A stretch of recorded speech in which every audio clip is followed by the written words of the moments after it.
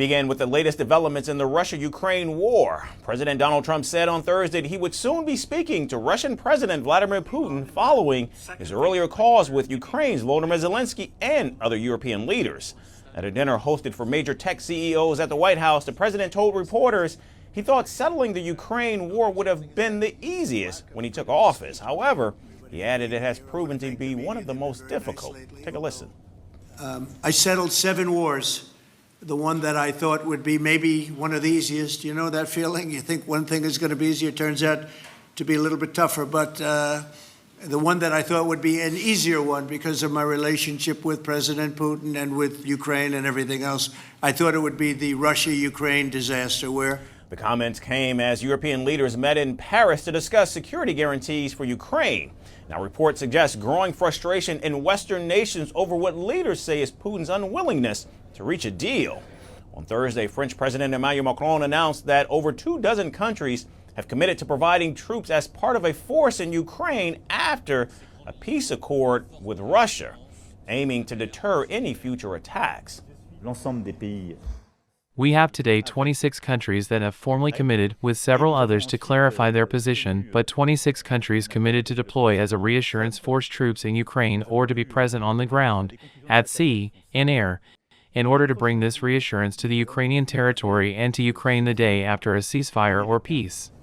The Kremlin said on Friday that talks with President Trump could be arranged quickly if necessary, but it rejected the idea of Western security guarantees for Kyiv. Russian President Vladimir Putin also said on Friday that any Western troops deployed to Ukraine would be legitimate targets for Moscow to attack. Regarding potential foreign military contingents in Ukraine, it is one of the root causes behind drawing Ukraine into NATO.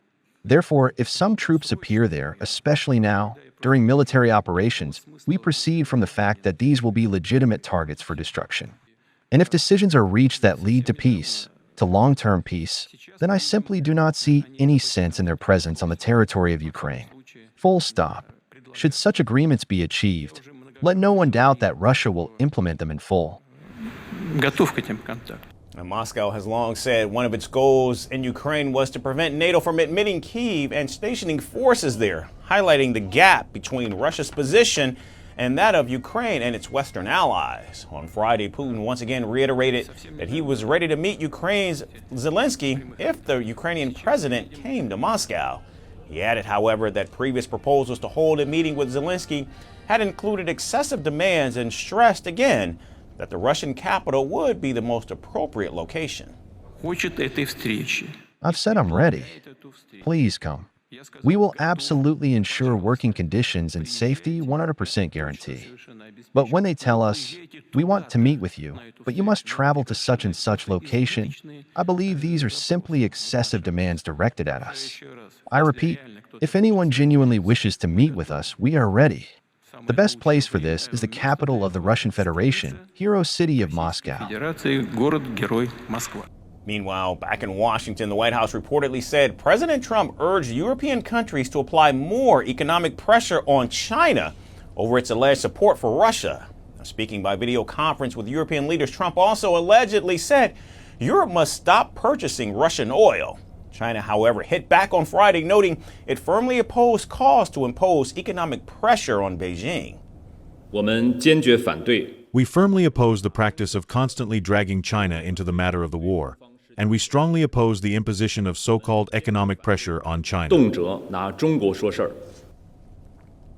Now, despite the diplomatic efforts, the conflict rages on. In fact, a Russian strike on a village in Ukraine's Kyiv region reportedly killed 3 people late on Thursday. Russia's position is only growing stronger as efforts at finding peace continue to drag on, suggesting peace may only be achieved on Putin's timetable, not Europe's, and certainly not America's. Firstpost now available in 9 languages on YouTube. English, at $36 trillion. French, Le FMI, comme German, Geschäftsführenden Direktor, Hindi, $30 trillion kakaljo. Indonesian, Pemerintah tanpa pemeriksaan. Italian, Sekali radikali. Japanese, $1 Portuguese, por causa do próprio balanço patrimonial. Spanish. Beautiful bill.